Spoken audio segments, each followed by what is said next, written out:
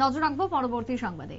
Cancer রোগীদের পাশে দাঁড়াতে এবার চুল দান করলেন দুই মহিলা। এমনটাই ছবি ধরা পড়লো পশ্চিমবঙ্গ থেকে, যেখানে এবার ক্যান্সার রোগীদের অনেকেই তারা ক্যান্সার হলে ভেঙে পড়ছেন মানসিকভাবে, তাই তাদের পাশে দাঁড়াতে হেয়ার ডোনেশন আজকে দাসপুরের কাকলি এবং সুলেখা তাদের নিজেদের সম্পূর্ণ চুল দান করলেন দুই ক্যান্সার রোগীর উদ্দেশ্যে।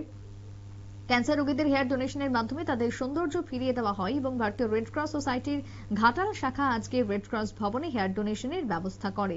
জানা যায় রেড ক্রস সোসাইটির পক্ষ থেকে এই আয়োজন বা এই উদ্যোগকে সাধুবাদ জানিয়েছেন অনেকেই। কি বক্তব্য উঠে আসছে ঘাটালের দাসপুর থেকে, শুনুন। রেড ক্রসের উদ্যোগে দুজন মহিলা চুল হলো কেন এই প্রোগ্রাম? এটা আমাদের প্রায়ই হয়, মাঝে মাঝে বিভিন্ন মহিলারা আসেন রেড ক্রসে চুল দান করার জন্য। তো এটা আমাদের একবার বড় একটা ক্যাম্প আমরা করেছিলাম ঘাটালে, তো সেখানেই প্রায় 50 জন মহিলা এসেছিলেন চুল দান করার জন্য। তারপর থেকে মাঝে মাঝে অনেকে দান করেন।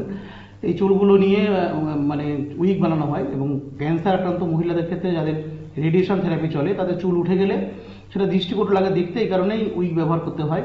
তো সেই উইকগুলো ফ্রিতে সাপ্লাই দেওয়ার জন্য বিভিন্ন এনজিও কাজ করে, তো তাদেরকে আমরা এই চুলগুলো পাঠাই যারা ফ্রিতে এরকম উইক মানুষকে প্রোভাইড করে।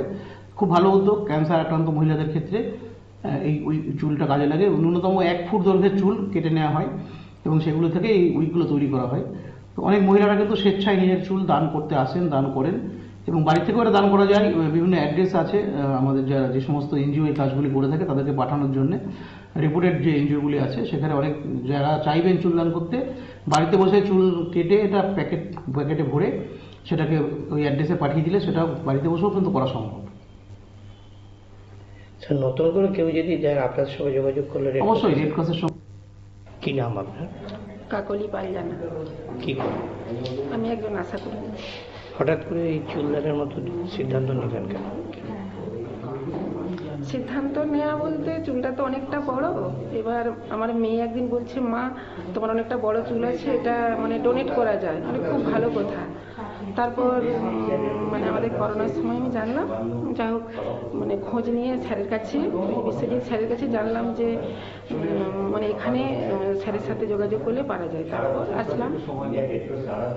কাদের জন্য দিচ্ছেন এই ক্যান্সার পেশেন্টদের? ওদের যখন কেমো দেওয়ার পরে চুলটা উঠে যায় খুব কষ্ট হয়, খুব কষ্ট হয়। সেই জন্যে যে আমার তো আছেই, আমারটা যদি কিছুটা দিয়ে যদি ওকে সুন্দর লাগে ভালো। খুব অন্যদের আপনি কি বার্তা দেবেন স্বাস্থ্যকর্মী হিসেবে? অন্যদের কি বার্তা দেবেন যারা এখনো এভাবে এগিয়ে আসছে না?